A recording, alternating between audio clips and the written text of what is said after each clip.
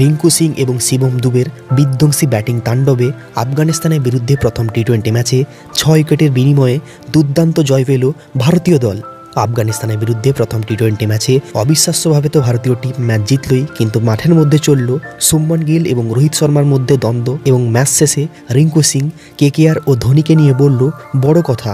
হ্যাঁ বস, আজকের এই ভিডিওতে আমরা ফটাফটভাবে দেখে নিব ঠিক কীভাবে ভারতীয় টিম এই আফগানিস্তানের বিরুদ্ধে প্রথম টি-20 ম্যাচে অবিশ্বাস্যভাবে ব্যাটিং করে 6 উইকেটের বিনিময়ে ম্যাচটি জিতল এবং ম্যাচ শেষে রিঙ্কু সিং ঠিক কী বলল, রোহিত এবং শুভমান গিলের মধ্যে ঠিক কী নিয়ে দ্বন্দ্ব চলল, সব ডিটেলস। তাই প্লিজ দেখো পুরো ভিডিও।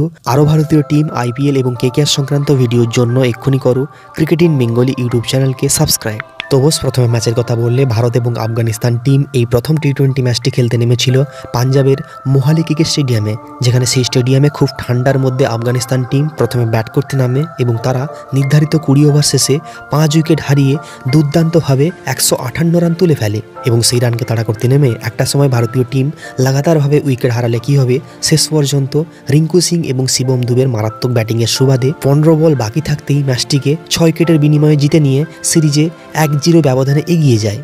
বস, এদিন কিন্তু আফগানিস্তানের মতো টিম কিন্তু ভারতের মতো টিমকে দুর্দান্তভাবে টক্কর দিচ্ছিল ব্যাটিং কিংবা বোলিং দিয়ে, কেননা এদিন আফগানিস্তানের হয়ে তাদের প্রথম 3 জন টপ অর্ডার ব্যাটসম্যান তো দুর্দান্তভাবে শুরু করেছিলই, কিন্তু শেষে এসে মোহাম্মদ নবী এবং ওমরাজাই দুর্দান্তভাবে 50 রানের পার্টনারশিপ গড়ে তাদের স্কোরবোর্ডকে 158 পার করে দেয়। যেখানে যদি এই ম্যাচে মোহাম্মদ নবীকে 42 রানে না থামাতে যেত এবং রিঙ্কু সিং একটা দুর্দান্ত না ক্যাচ ধরত, তাহলে কিন্তু এই ম্যাচটিতে আরও বেশি রান তুলে দিয়ে ভারতকে চাপে ফেলে দিত আফগানিস্তান দল।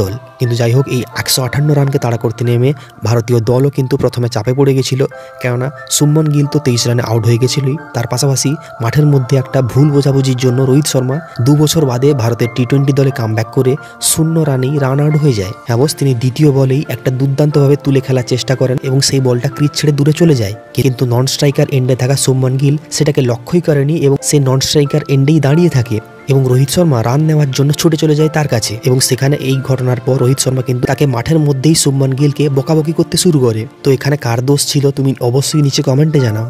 যাই হোক, ভারতীয় টিম শুরুতে যেখানে 3টা উইকেট হারিয়ে ফেলে চাপে পড়ে গেছিল এবং আফগানিস্তান টিমও কিন্তু দুর্দান্তভাবে বোলিং করছিল, সেখানে কিন্তু শেষ পর্যন্ত ভারতের হয়ে এই প্লেইং 11-এ বিরাট কোহলি, শ্রেয়স আয়ারের মতো প্লেয়ার না থাকা সত্ত্বেও শিবম দুবে এবং রিঙ্কু সিং দুর্দান্ত একটা পার্টনারশিপ গড়ে শেষ পর্যন্ত ভারতীয় টিমকে ম্যাচ জিতিয়েই মাঠ ছাড়েন। যেখানে শিবম দুবে এদিন বল হাতে তো একটা উইকেট নাই, তার পাশাপাশি ব্যাট হাতে দুর্দান্তভাবে মাত্র 40 বলে 2টি ছক্কা এবং 5টি চারের সুবাদে 60 রান করে দুর্দান্ত একটা ইনিংস খেলেন। যেখানে রিঙ্কু সিং এদিন 9 বলে বিধ্বংসী একটা 16 রানের ইনিংস খেলেন 2টি চারের সুবাদে। আর এইভাবে ভারতীয় টিম প্রথম টি-20 ম্যাচটি দুর্দান্তভাবে 6 উইকেটের বিনিময়ে 15 বল বাকি থাকতেই ম্যাচটিকে জিতে নেয়। আর ম্যাচ শেষে রিঙ্কু সিং বলেন, আমার এ পর্যন্ত ভারতীয় টিমের এই দুর্দান্ত খেলার জন্য কিন্তু অবশ্যই কেকেআর টিম এবং মহেন্দ্র সিং ধোনির অবদান সবথেকে বেশি।